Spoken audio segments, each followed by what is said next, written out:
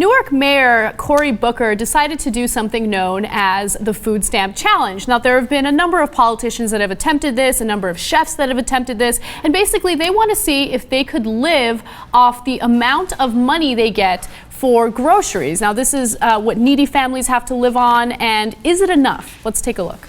I live in a community where over 100,000 of my residents use SNAP, and I see it every day, but I never really stopped to think exactly how much money did they have to spend. And so everything I experienced that was difficult, it really hammered home to me that this is the reality for so many Americans, and that just shouldn't be, because we have the power to change this. Now, I love that we have politicians doing this, because they really put themselves in the position of needy families that depend on, the SNAP program to make ends meet. Do you think that the majority of individuals understand how meager the food stamp benefits are?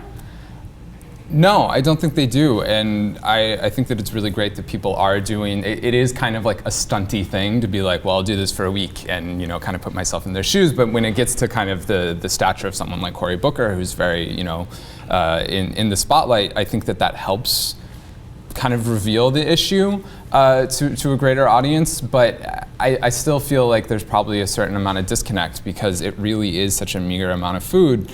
And it's not even just the issue of like how much money you have to spend. It's also issues of food access, what's available in the neighborhoods these people are living in, what their work situation is like, if they have a fleet of cars to drive them to the store, or if they're taking public transportation. The amount that Cory Booker can do with $4 a day is probably very different from the amount that someone with $4 a day can do in Compton or somewhere in South LA, or even in parts of Newark.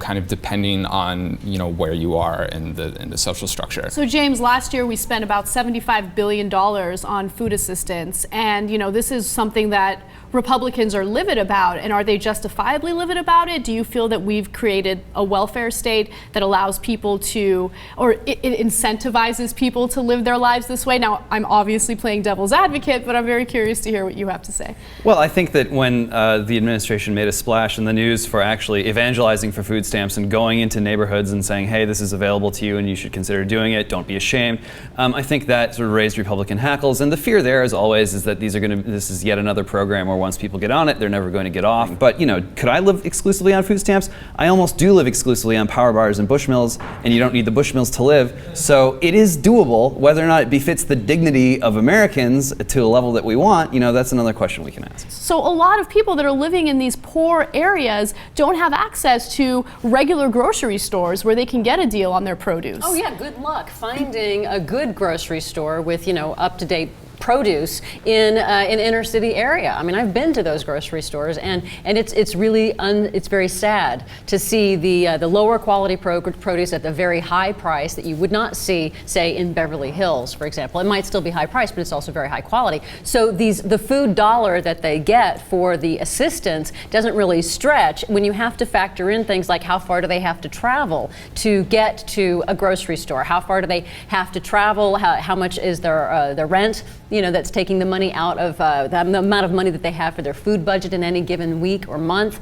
When you look at the lack of availability of food, and then also the lack of education about how to cook, how to stretch your food dollar, what foods are actually better for you than others. One of the things that came up was New York City Mayor Michael Bloomberg, wanting to ban sodas. There was also an issue where New York City wanted to take sodas out of the food stamp program. The beverage makers were extremely upset about that and fought very hard to not have that be an issue. Back when there was an issue of not enough calories going into the system back in the 60s, that's why they let soda in. Now we don't have a problem with that. Now we have an obesity problem.